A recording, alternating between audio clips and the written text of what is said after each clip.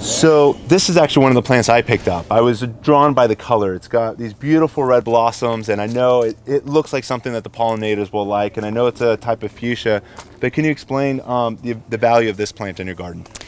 Well, this is a great plant that's very important for our hummingbirds, the ones that migrate as well as the ones that live here year-round. It's a fall blooming plant, and so the idea is that you plant your native garden so that there's always something in bloom to feed the insects and the animals. So this is a plant that you would plant for fall color, say from July through November. And then once the flowers have been pollinated, they turn into seeds for birds, and then you would hack the plant back to about 1 inch from the ground at the end of the year. And then starting with the winter rains in the spring, the plants come up from the roots, and then you have flowers again next summer and fall. This is a great plant to put in the interstices between your evergreen plants because it's not evergreen. That's great. I saw some more colors down here. Let's see this. Let's see this. Okay. If I'm skipping something, let me know, but I'm drawn to this buckwheat. Ooh, this is a great ground cover. This is the compactum. So what's this over here? Look at the beautiful colors. It's silverish, green. This is the Santa Barbara Island buckwheat. It's a ground cover variety. So remember, you saw the buckwheat that looked like rosemary. This one gets about 1 to 3 feet high and 2 to 3 feet wide with these broad silvery green leaves. So it's a great plant to put next to a dark green plant for the contrast of the leaf type. It's just amazing how different these two different varieties of buckwheat can actually be. This one over here being more of a silverish variety with a broadleaf, and this one over here to the right that's actually got a very narrow and small dark green leaf. And I know right behind me is another variety of buckwheat that's got these beautiful yellow blossoms as well. Let's go check them out just to see the differences between all of these genus category of plants all within the buckwheat family. Let's check these out. So here you've got the California buckwheat, which is about 3 to 4 feet high and as wide, makes white pom-poms of flowers. Here's a ground cover buckwheat. Then we've got this conejo buckwheat, I believe. It is. Right, it is a conejo. And, you know, makes these, what is that? Is that chartreuse, that color? I'm not sure what to call that. That's beautiful. It's like a vivid yellow. But even without the yellow, the plant alone is so showy with those leafy leaves, and it's just so decorative even without the color. What an amazing addition, but this is more of a compact plant. Right. It's not going to be as large, correct? Right. So, and then following the buckwheat aisle down, then we have Santa Cruz Island buckwheat, which looks very much like if you saw Spanish lavender. This plant, when it's not in bloom, looks very much like that, but it is in fact a buckwheat. And once again, great for all kinds of butterflies. Buckwheats are super eco plants. So here we are now in the sage part of the gardens, and I'm surrounded by it, and they all look so different. Can you explain to us what's here? Well, here's a type of hummingbird sage. This one has very broad leaves that smell like pineapple when you rub them, and they make great tea just fresh off the plant.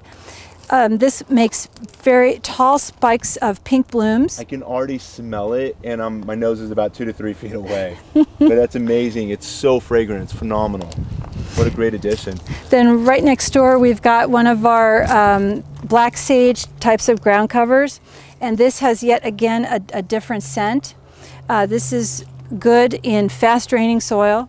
Then we just go to the right here, and here are many of our Cleveland sage types. These also need fast draining soil, so whenever you plant a California native, check to know what kind of soil you have first. And you can see what the blossoms on this are going to look like, and you can see it's got a purplish blossom, and then right behind it are the seed pods that are going to make the next generation of sage. You can see here, these are the seed pods. Right.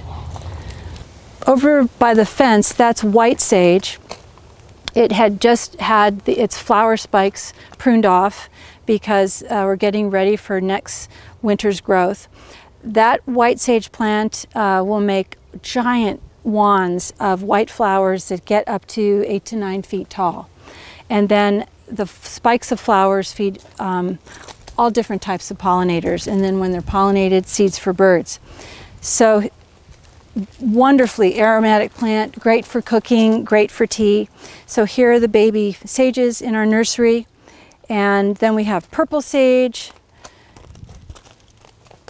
And now we're suddenly into the island snapdragon. These are a dry shade plant that make beautiful red flowers.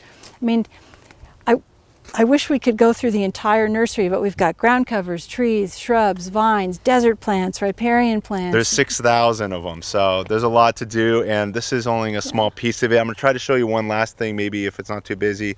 I'll show you the library that they have and the seed collections they have so that you know what more you should be looking for when you come and visit. But what's this tree before we leave here? This is a sunset manzanita. It has this beautiful shreddy bark. I think it's about 15 years old, and you can see this beautiful architectural form. I mean, very zen looking. So this is a great plant for the garden, for shape and structure. And when it blooms in the spring, what colors will it give off? Clusters of white flowers, and then when those are pollinated, clusters of red berries for birds and other animals. Wonderful, that's great. Well, let's go visit the library. So here we are now in the library bookstore seed collection area of the Theodore Payne Foundation. I've just noticed this picture over the door here. Do you want to share with us? This is Mr. Payne, and he came to California in 1890, I think 3, and absolutely fell in love with the native landscape. Came here when all of Pasadena up at the foothills was fields of poppies in the spring. Just fell in love with the native flowers and trees. And it turns out that when he came to California, you could find California native plants for sale in England, but not here in this state. And so Theodore Payne made it his mission to bring California native plants into the horticultural trade.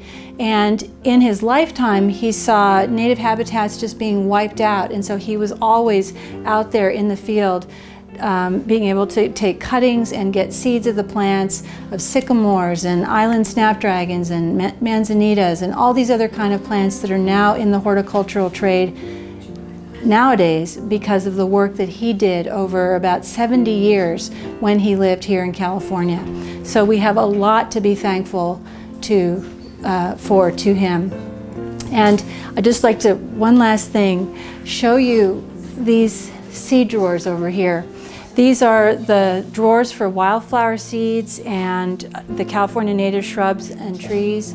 Here are the wildflower drawers. These were in his store on, I think, Main Street in downtown LA when he first opened his store in 1903. So this is real history right here in the bookstore of the Theodore Payne Foundation. So again, I hope you found this educational, informative, and I'm sure you did. As I said at the beginning, this is the most informative and educational video we've done of the year. I'm so thankful to have Lisa Novick with us this afternoon, the Director of Outreach here at the Theodore Payne Foundation. Do be sure to take your time to visit if you're local enough. Be sure to go online and research all of the resources that are there for you. And thank you again, Lisa, so much for being here with us. Ivory Organics is going to be donating 3 cans of the Ivory Organics products. I've got the colors of green, brown, and white, and I just want to share with you quickly what Ivory Organics can do for you. It's a 3-in-1 tree guard paint where you just add water. It's a natural tree trunk and branch barrier protection against damaging sunburn and insects and rodents for use on your roses, fruit and nut trees, ornamental trees and shrubs. It's a non-toxic, environmentally safe and organic product, and as you can see up here, it's ideal for new plantings and transplants, save injured and damaged trees, prune and exposed surfaces. We're going to be leaving these behind with Lisa Novick, and I'm going to see how and where she uses it throughout her garden. So here it's organic paint powder, organic castor oil that repels the rodents, the moles, the voles, the rabbits from chewing on your trees, organic cinnamon oil and the benefits that come with cinnamon oil, clove oil, cedarwood oil, garlic oil, peppermint oil, and rosemary oil, and all organic. So you can imagine, like, it's the best ingredients that are going into it, and with all the benefits that actually come with those oils and that naturally repel insects that you're trying to protect that are being compromised that way. So it's basically used, if I can read the lid here, it basically says it's ideal for new plantings and transplants. You'd basically sometimes dilute it with water and you can spray it to basically create a sunblock, especially with the white. Yes? Could I say, like, this would be something that one could paint on the trunks of one's tree if you have a polyphagous shot-hole borer infestation nearby? That's exactly how this product started off. It was initially to basically replace all of the latex white paints and the other chemical paints that are out there that are painting all those trees that you see. You know, I'm driving mostly up and down the coast of California, but you'll notice all of those orchards are covered in white paint, and I don't want to put white paint on my trees. So I start off with just white organic paint powder that then evolved to the point that we started adding the oils to also offer the plants the resistance to the insects and the rodents. That's really smart. Yeah, so that's the product. It took us a few years before we finally got it into stores starting as early as January of this year. So that's Ivy Organics 3-in-1 Tree Guard paint, and I'm offering it to you in the white, the brown, and the green colors, and I leave these with you here today. Thank you very much. And I look forward to visiting you next and seeing how these products work for you and how you use them, as everybody else has their own ideas. And as I always say in gardening, there's more than one right way to, you know, get to the, you know, to accomplish great results. And I think I've given, both you've especially given, so many ideas to help gardeners around the world to achieve their greatness as well in their properties. And again, thank you so much. I'll hug you with all of those cans in your hands. And thank you so much again, Lisa Novick of the Theodore Payne Foundation. And again, if you're here in Los Angeles, don't miss your opportunity to meet her and get the tour of the property and see all that this nursery has to offer that I haven't found anywhere else in the state of California.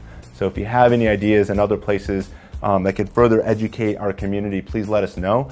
As I think this is the one and only, and all the other nurseries that are carrying some native plants are just piggybacking the 1% and 2% of the brain power that's happening right here in California. And thank you again so much. Thank you so much, Charles. My pleasure. If you've enjoyed this video, again, be sure to like it, and most importantly, subscribe down below so that you can be connected to all the other educational gardening videos that we put out for you. Thanks again for watching, and happy gardening.